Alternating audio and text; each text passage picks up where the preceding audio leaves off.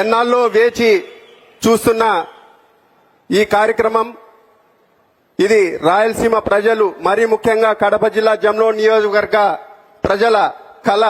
ఈ కళను నిజం చేసేందుకు ఎన్నోసార్లు ఈ జింజాల్ యాజమాన్యంతో సమీక్ష సమావేశాలు ఈ 2 నెలలు చేసి వీళ్లకు దాదాపు 3,200 ఎకరాలు భూమిని కేటాయించి అదేవిధంగా ఆ 3,200లో 1,200 ఎకరాలు 1,100 ఎకరాలు స్టీల్ ప్లాంట్ కోసం అని చెప్పి అదేవిధంగా 2,000 ఎకరాలు దాదాపు సోలార్ గ్రీన్ ఎనర్జీ కోసం కేటాయించడం అనేది చాలా సంతోషం అని కూడా ఈ సందర్భంగా అందరికీ తెలియజేస్తున్నాను.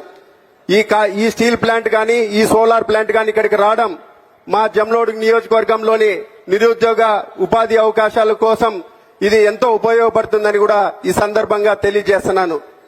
ఈ రోజు మనం అందరం ఆలోచన చేయాల్సింది మన రాయలసీమ రైజింగ్ రాయలసీమ. ఈ రైజింగ్ రాయలసీమని నినాదంగా మన ముఖ్యమంత్రి వర్యులు అహర్నిశలు కష్టపడుతున్నారు, రేయింబోలు కష్టపడుతున్నారు అని కూడా ఈ సందర్భంగా ఇక్కడికి వచ్చిన ప్రజానికానికి అందరికీ తెలియజేస్తున్నాను. ఈ రోజు మనం ఈ 2 నెలల పరిపాలనలో అత్యధికంగా మన ఆంధ్రప్రదేశ్ లో పెట్టుబడులు వస్తే దానికి ప్రధానంగా మన రాయలసీమకే ఎక్కువ పెట్టుబడులు వచ్చినాయని కూడా ఈ సందర్భంగా ఇక్కడున్న ప్రజానికానికి యువతకు తెలియజేస్తున్నాను. ఒక సైడు రాయలసీమ వెనుకబడిన ప్రాంతం. గతంలో ఇక్కడ అన్న పాలకులు గత ప్రభుత్వం ఉన్న పెద్దలు ఇక్కడ గంపగుత్తగా ఓట్లేపించుకొని ఈ కడప జిల్లాకు ఎటువంటి ప్రయోజనం గాని ఈ కడప జిల్లాకు ఎటువంటి ఉపయోగం లేదని కూడా ఈ సందర్భంగా మీ అందరికీ తెలియజేస్తున్నాను. ఈ కడప జిల్లా వాళ్ళకు ఎన్నో ఉన్నత స్థానాలను కల్పించి తప్ప ఈ కడప జిల్లా ప్రజలకు గాని ఈ జమ్లోడ్ నియోజకవర్గ ప్రజలకు గాని ఎటువంటి ఉపయోగపడే పరిస్థితి లేదని వాళ్ళు అధికారము వాళ్ళ పదవులకే కాంక్షకే ఈ కడప జిల్లాను ఉపయోగించుకున్నారని చెప్పి కూడా ఈ సందర్భంగా మీ అందరికీ గుర్తు చేస్తున్నా. అదేవిధంగా ఈ రోజు కడప జిల్లాని మరి ముఖ్యంగా రాయలసీమని పూర్తి స్థాయిలో యుద్ధ ప్రాతిపదికన ఒక సైడ్ హార్టికల్చర్ హబ్ గా, ఒక సైడ్ డిఫెన్స్ హబ్ గా, ఒక సైడ్ మన డ్రోన్ హబ్ గా ఈ విధంగా తీర్చిదిద్దుతున్న ఏకైక నాయకుడు మన ముఖ్యమంత్రి వర్యులు విజనరీ నాయకుడు మన చంద్రబాబు నాయుడు గారు అని కూడా ఈ సందర్భంగా మీ అందరికీ గుర్తు చేస్తున్నాను.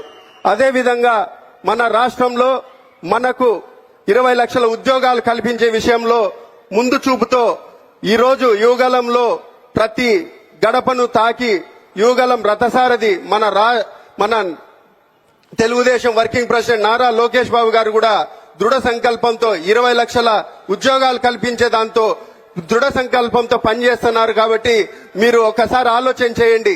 గత 60 నెలల ప్రభుత్వం ఈ 24 నెలల ప్రభుత్వం ఏ విధంగా ఉందో మీరు ఆలోచన చేయండి. గతంలో సంక్షేమం అంటూనే మనకు కరెంట్ ఛార్జీలు పెంచినారు, సంక్షేమం అంటూనే బస్ ఛార్జీలు పెంచినారు, సంక్షేమం అంటూనే నిత్యావసర సరుకులు ధరలు అన్ని పెరిగినాయి. కానీ ఇక్కడ సంక్షేమం ఇస్తూనే కరెంట్ ఛార్జీలు తగ్గించడం జరుగుతా ఉంది. ఈ రోజు సంక్షేమంతో పాటు అభివృద్ధి కూడా మనం ఆంధ్ర రాష్ట్రంలో జరుగుతా ఉంది. మరీ ముఖ్యంగా రాయలసీమలో కూడా పుట్టపర్తిని తీసుకుంటే 5th జనరేషన్ ఫైటర్ జెట్లు గాని, ఒక సైడ్ తిరుపతి రాయల్ ఎన్ఫీల్డ్ గాని, మళ్ళా రాయలసీమ నడిఒడ్డున ఈ రోజు జేఎస్డబ్ల్యూ యాజమాన్యంతో పలు దఫాలుగా చర్చలు జరిపి 2028 కల్లా ఈ ప్లాంట్ కమర్షియల్ యాక్టివిటీ తీసుకొని రావాలని చెప్పి మన ముఖ్యమంత్రి వర్యులు ఒక కమిట్మెంట్ తో ఈ యాజమాన్యంతో పలు దఫాలు చర్చలు జరిపి ఈ కమర్షియల్ యాక్టివిటీ పూర్తవుతాదంటే దాని ఉద్దేశం ఉపాధి ఉద్యోగ అవకాశాలు కల్పించే దాంతో మనకు ప్రధాన పాత్ర ఉంటుందని కూడా ఈ సందర్భంగా తెలియజేస్తున్నాను. కాబట్టి మీరందరూ ఒకసారి ఆలోచన చేయండి. ఒకసారి మన నారా లోకేష్ బాబు గారు కూడా మన కడప జిల్లాలో ఈ రోజు ఎంత ప్రాధాన్యత ఇస్తున్నారో ముఖ్యమంత్రి వర్యులు నారా లోకేష్ బాబు గారు, పవన్ కళ్యాణ్ గారు అని కూడా ఒకసారి ఆలోచన చేయండి. ఒక సైడ్ పవన్ కళ్యాణ్ గారు గ్రామీణ ఉపాధి, ఒక సైడ్ గోకులం షెడ్లు, మన నారా లోకేష్ బాబు గారు ఇంటర్మీడియట్ విద్యార్థులకు మధ్యాహ్నం పూట భోజనం కల్పించడం, పేరెంట్స్ టీచర్స్ మీటింగ్ పెట్టడం, ప్రైవేట్ స్కూళ్లకు ధీటుగా గవర్నమెంట్ స్కూళ్లను డెవలప్ చేయడం అనేది ఒక సైడ్ జరుగుతూ ఉంటే, మన జమ్లమడుగు కడప జిల్లాలో కొప్పర్తికి 2,500 కోట్లతో ఈ రోజు ఇన్ఫ్రాస్ట్రక్చర్ డెవలప్మెంట్ కి ఇవ్వడం అనేది చాలా గొప్ప సంగతి. అదే విధంగా మన లోకేష్ బాబు గారు గత నెలలో సోలార్ ప్లాంట్ ని సేల్ కంపెనీ వాళ్ళు దాదాపు రికార్డు స్థాయి టైంలోనే 11 నెలల్లోనే పూర్తి చేయడం జరిగింది.